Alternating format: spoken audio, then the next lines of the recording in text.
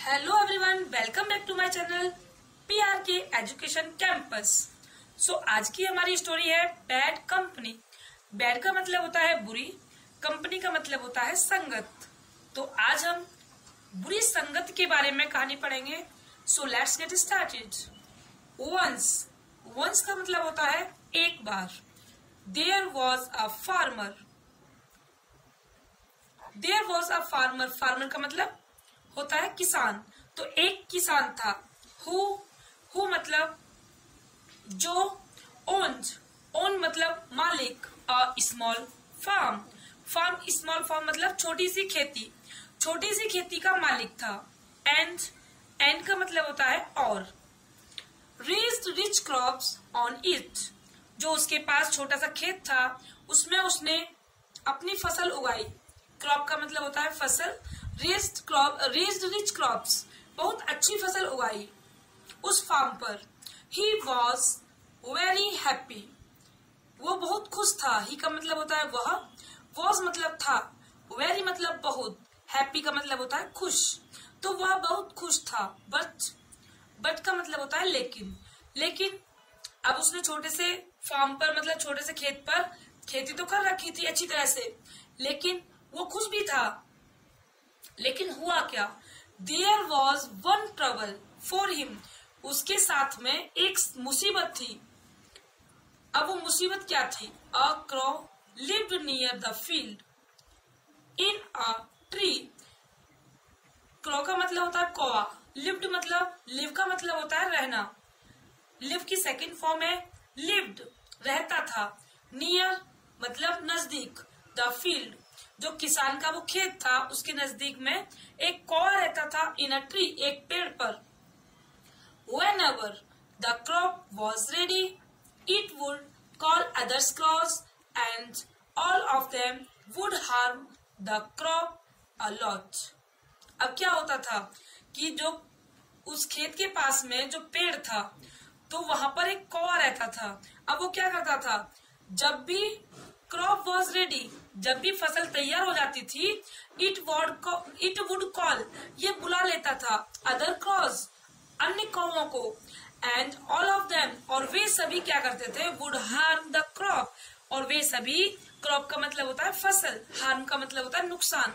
तो वे सभी क्या करते थे, इस फसल को नुकसान पहुंचाते थे, मतलब खा जाते थे। It happened many a time, अब यह बहुत बार हुआ। हैपेंड का मतलब होना, मैनी मतलब कई, टाइम्स मतलब बार, यानी कि बहुत टाइम हुआ, बहुत समय मतलब कई बार हुआ कि जैसे ही फसल तैयार होती थी वो कौवा दूसरे कौवों को बुला लेता था और वे सभी मिलकर उस किसान की फसल को बर्बाद कर देते थे। एंड द फार्मर डिसाइडेड, अब क्या हुआ, जो किसान था, जो फार्मर था, डिसाइड का मतलब होता है निर्णय करना। तो यहाँ पर सेकंड फॉर्म का यूज हुआ है डिसाइडेड। उसने निर्णय लिया टू डू समथिंग का मतलब कुछ करने का उसने निर्णय लिया कि इन कौवों का तो कुछ करना चाहिए। जब भी फसल होती है और ये कौवे क्या कर देते हैं, उसको बर्बाद कर देते हैं। तो अब ये किसान ने क्या किया, थिंकिंग वेरी हार्ड, बहुत सोचते the farmer hit upon a plan, farmer के दिमाग में एक आइडिया आया, यानी कि फार्मर को उस किसान को एक आइडिया आया। उसने बहुत सोचा कि इन कौवों के लिए क्या करना चाहिए।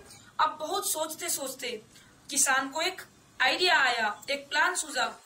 ही scattered some grains on the field, अब उसने क्या किया, स्कैटर का मतलब होता है बिखराना। तो यहाँ पर स्कैटर की सेकंड फॉर्म का यूज हुआ है। तो स्कैटर्ड बिखरा दिए। सम ग्रेन्स, ग्रेन का मतलब होता है अनाज, तो सम ग्रेन्स, कुछ अनाज के दाने वहां पर क्या कर दिया, बिखरा दिए। ऑन द फील्ड, उस खेत में। And spread a net also, spread का मतलब होता है बिछाना, और नेट, और साथ में उसने क्या किया, एक नेट भी बिछा दिया वहां पर।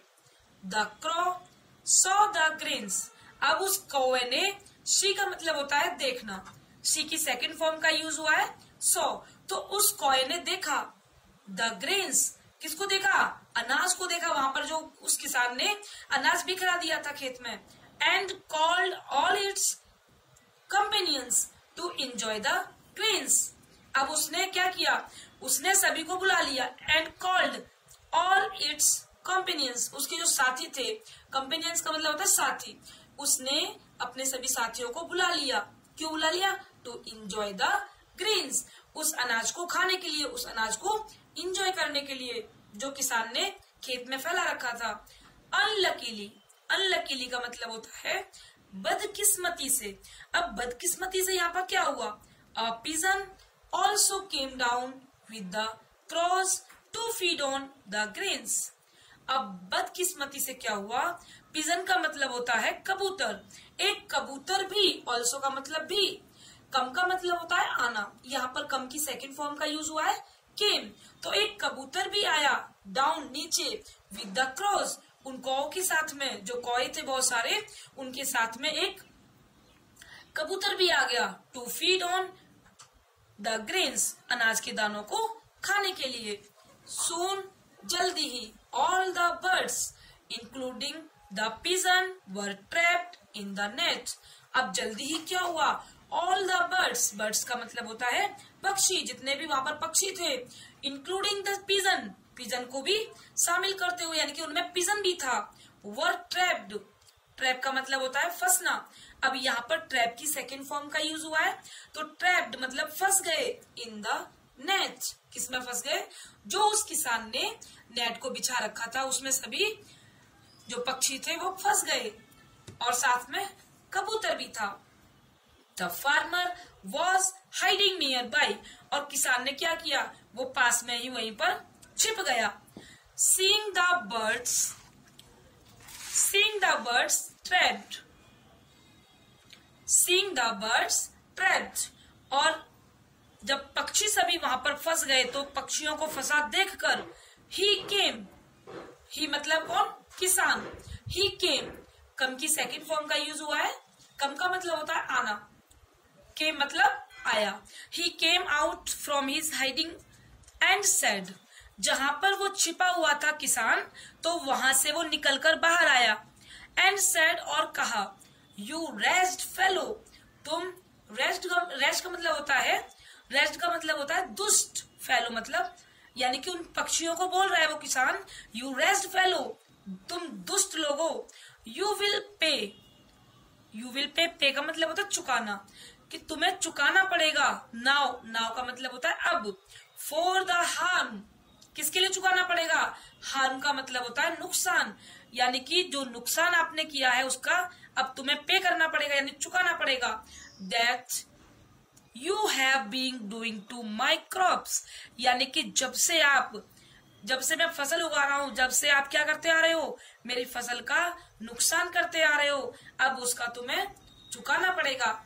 जस्ट देन, तभी, the farmer heard the sound of the cooing of a bird. Just then का मतलब होता है तभी, द फार्मर यानी कि किसान, हर्ड,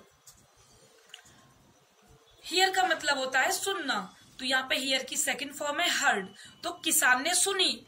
द साउंड, साउंड का मतलब होता है आवाज, ऑफ द कुइंग, कुइंग का मतलब होता है कूकने की, यानी कि उस किसान ने कूकने की आवाज सुनी।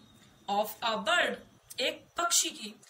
ही लुक्ड, लुक का मतलब होता है देखना, यहाँ पर लुक की सेकंड फॉर्म का यूज हुआ है कि उसने देखा। एट द नेट, अब किसकी तरफ देखा? नेट की तरफ देखा। इन वंडर, वंडर का मतलब होता है आश्चर्य, तो उसने आश्चर्य से उस नेट की तरफ देखा। And found a white pigeon among the trapped cross, अब यहाँ पर क्या था? जैसे ही उसने नेट की तरफ आश्चर्य से देखा और उसने वहां पर क्या देखा? अ व्हाइट पिजन, एक सफेद कबूतर, अमंग द ट्रैप्ड क्रॉस, उन कौ के बीच में एक सफेद कबूतर भी फंसा हुआ था। ट्रैप्ड का मतलब फंसा हुआ था। The pigeon was queuing in a pitiable sound, और जो कबूतर था, पिजन का मतलब कबूतर, और वो जो कबूतर था वॉज क्यूइंग, वो कूक रहा था, यानी कि वो कूक रहा था इन अ पिटिएबल साउंड, पिटिएबल का मतलब होता है दयनीय, दयनीय आवाज में वो कूक रहा था। The farmer felt sorry for it, अब फार्मर को उस पर तरस आ गया। फॉर इट, यानी कि जो कूक रहा था वो डेली तो नहीं आता था, लेकिन उस दिन ऐसा हुआ दुर्भाग्य से कि वो उस दिन कौओं के साथ में दाना खाने के लिए आ गया था। तो अब किसान को क्या उस पर दया आने लगी। As it had been caught innocently, अब किसान को दया आने लगी कि ये तो बेचारा निर्दोष रूप से पकड़ा गया था। सो इसलिए ही went up to the net, उसने नेट को उठाया, एंड गॉट द पिजन, और उस पिजन को वहां से उठाया, निकाला, got out and got the pigeon out of it safely, यानी कि सुरक्षित रूप से उस पिजन को नेट उठाकर उसने वहां से निकाल लिया। Addressing the meek pigeon, meek का मतलब होता है नम्र, यानी कि उस पिजन से कहते हो, मतलब पिजन से अब किसान बोल रहा है कि एड्रेसिंग द मीक पिजन, उस नम्र कबूतर को वो बोल रहा था। द फार्मर सेड, उस फार्मर ने कहा, never mix with cunning birds. अब क्या बोल रहा है किसान, अब उसने कबूतर को तो निकाल लिया, जब वो चिल्ला रहा था, जब कूक रहा था वो कबूतर, तो उसने थोड़ा सा नेट उठा के उस कबूतर को निकाल लिया अपने हाथ में।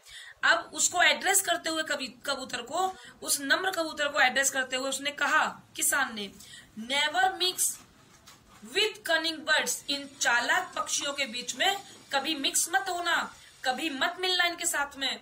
It was in their bad company, ये क्या थी, ये उनके लिए बैड कंपनी थी। It was in their bad company that you were also trapped, ये बैड कंपनी थी और तुम भी क्या हो गए, उसमें फंस गए। नेवर रिपीट दिस मिस्टेक, कभी इस मिस्टेक को, यानी कि कभी इस गलती को दोहराना मत, कभी इस गलती को दोबारा मत करना कि आप कौओं के साथ में दाना खाने के लिए आ जाओ। तो अब उसको एड्रेस करते हुए किसान ने उससे बोला, सेइंग सो, ऐसा कहते हुए, the farmer let the pigeon of into the sky, और ऐसा कहते हुए उसने उस कबूतर को क्या कर दिया, आसमान में उड़ा दिया। एंड देन, और तभी, ही विसल हिज फार्म, विसल का मतलब होता है सीटी बजाना, तो यहाँ पर भी विसल की सेकंड फॉर्म का यूज हुआ है, सीटी बजाई उसने, किसने, किसान ने सीटी बजाई। हिज फार्म डॉग्स, यानी कि जो उसके फार्म पर, जो उसके खेत पर जो कुत्ते रहते थे, उनके लिए उसने सीटी बजाई। टू कम, आने के लिए, and make short work of the cunning cross, यहाँ पर शॉर्ट वर्क मतलब काम तमाम, मेक मतलब करना, ऑफ द कनिंग मतलब चालाक, क्रॉस मतलब कौए, यानी कि उसने सीटी बजाई और जो फार्म पर कुत्ते रहते थे उनको बुलाया। क्यों बुलाया, उन कबूतरों का, उन चालाक कबूतरों का काम तमाम करने के लिए। The dogs killed all the cross one by one मतलब एक एक करके, डॉग्स मतलब कुत्तों ने, किल का मतलब होता है मारना, यहाँ पर किल की सेकंड फॉर्म का यूज हुआ है, किल्ड ऑल द क्रॉस मतलब कौओं को, ऑल का मतलब सभी, वन बाई वन। अब कुत्तों ने क्या किया, कुत्तों ने उन सभी कौओं को वन बाई वन मतलब एक एक करके मार दिया। तो बच्चों, टुडेज स्टोरीज मॉरल इज, आज की स्टोरी का मॉरल क्या है, moral is bad company leads to harm, bad मतलब बुरी, कंपनी मतलब संगत, लीड्स की ओर ले जाती है, लीड्स मतलब की ओर ले जाती है, यहाँ पर प्रेजेंट इंडेफिनिट का यूज हुआ है, लीड्स की ओर ले जाती है, टू, अब किसकी ओर ले जाती है, टू हार्म का मतलब नुकसान।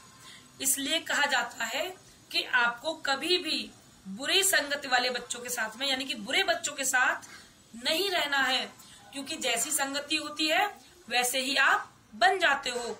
तो इस कहानी से हमें यही शिक्षा मिलती है, इस कहानी का मोरल यही है कि हमें जो बैड कंपनी होती है वो कहाँ ले जाती है, वो नुकसान की ओर ले जाती है।